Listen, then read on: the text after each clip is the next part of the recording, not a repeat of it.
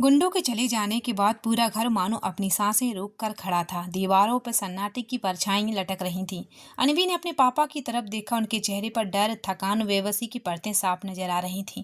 पापा, उसकी आवाज कांप उठी। ये सब क्या था? कौन थे ये लोग? और ये 10 लाख रुपए की बात? उसके शब्दों में गुस्सा भी था और सदमा भी।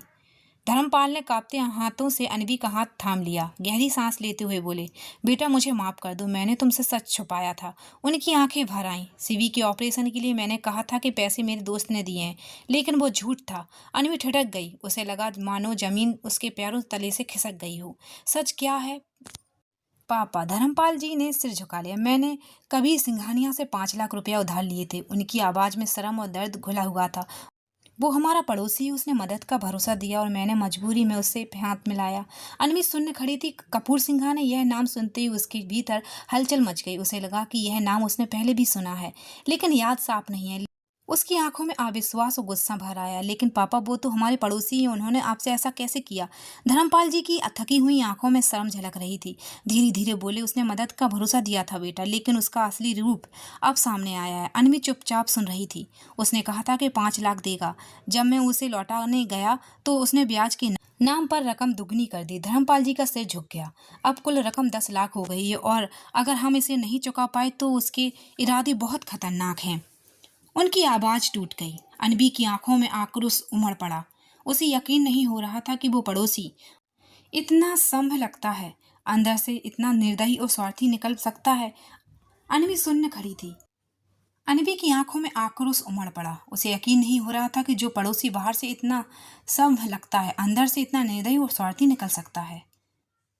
अपने पिता की बेबसी देखकर अनवी ने मन ही मन ठान लिया, यह लड़ाई अब सिर्फ पैसों की नहीं बल्कि अपने परिवार की इज्जत की भी है। शाम ढल चुकी थी। ऑफिस की बिल्डिंग में चारों तरफ सन्नाटा था। सिर्फ कंप्यूटर स्क्रीन की हल्की रोशनी और पंखे की आवाज़ सुनाई दे रही थी। अनवी अब भी अपने डेस्क पर बैठी थी। कागजों पर नजरें तो थी, लेकिन दिमाग कहीं और अटका हुआ था। हर पल उसे अपने पापा की चिंता खाए जा रही थी। 10 लाख रुपया और कपूर सिंघानिया का डरावना साया। वो समझ नहीं पा रही थी कि इस मुसीबत से कैसे निकले। तभी किसी ने धीमी आवाज में कहा, अब भी यही हो मिस अनवी? अनवी ने चौंक कर सिर उठाया। अर्जुन उसके सामने खड़ा था। उसकी आंखों में हल्की मुस्कान और चेहरे पर अपनापन था। हाँ, बस थोड़ा काम बाकी था, अनवी ने धीरे से कहा, लेकिन उसकी थकी हुई आंखें उसका सच बयान कर रही थी। अर्जुन ने उसकी तरफ देखते हुए कहा, इतनी देर तक रुकना ठीक नहीं है, तुम्हें घर जाना चाहिए। उसके शब्दों में नरमी थी, जैसे किसी ने अचानक अनवी के बोझ को हल्का करने की कोशिश की हो। हाँ, बस निकल ही रही हूँ, अनवी ने हल्की आवाज में कहा। अर्जुन ने उसकी तरफ देखा। उसकी आंखों से साफ झलक रहा था कि वह किसी गहरी परेशानी में है। उसे कल रात का मंजर याद आ गया, कैसे अनवी अकेली अंधेरे रास्तों से होकर घर गई। अर्जुन का चेहरा सख्त हो गया। तुम्हें अकेले जाने की जरूरत नहीं है, उसने दृढ़ स्वर में कहा। अनवी ने तुरंत जवाब दिया, नहीं सर, मैं जा सकती हूँ, आदत है। लेकिन अर्जुन ने उसकी बात काट दी। नहीं, तुम अकेली नहीं जाओगी।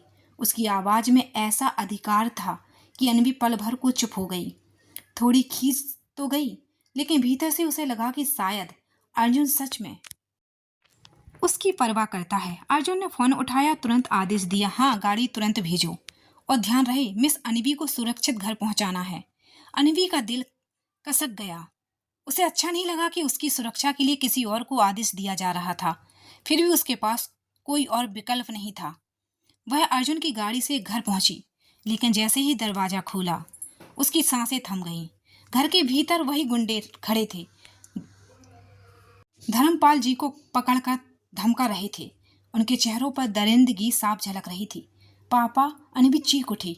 उसे विश्वास नहीं हो रहा था कि वो लोग फिर लौट आए हैं, लेकिन इस बार उनके भीतर डर से ज्यादा गुस्सा भड़क रहा था। उसकी आंखों में एक ही बात साफ थी, अब चाहे कुछ भी हो जाए, वह अपने पिता को बचाने के लिए पीछे नहीं हटेगी। घर में दाखिल हुई और सामने का मंजर देखकर दहशत में रह गई। कुछ गुंडे धर्मपाल जी को घेर कर खड़े थे। उसने गुस्से से चीखते हुए कहा, तुम लोग यहाँ क्या कर रहे हो?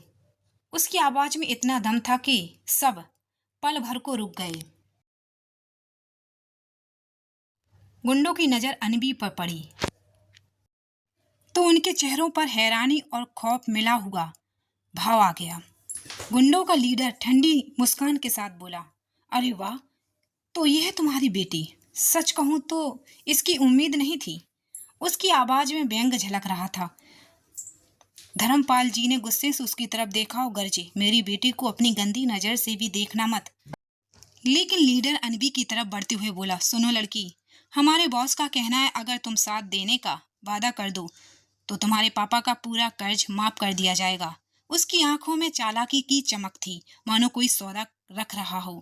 अनबी ने उसकी बात सुनी तो उसका दिल दहल गया। उसे यकीन नहीं हो रहा था कि कोई इस हद तक भी गिर सकता है। उसकी मुट्ठियां मिच गईं, आंखों में आंसू और गुस्से की चिंगारियां दोनों तैर रही थीं।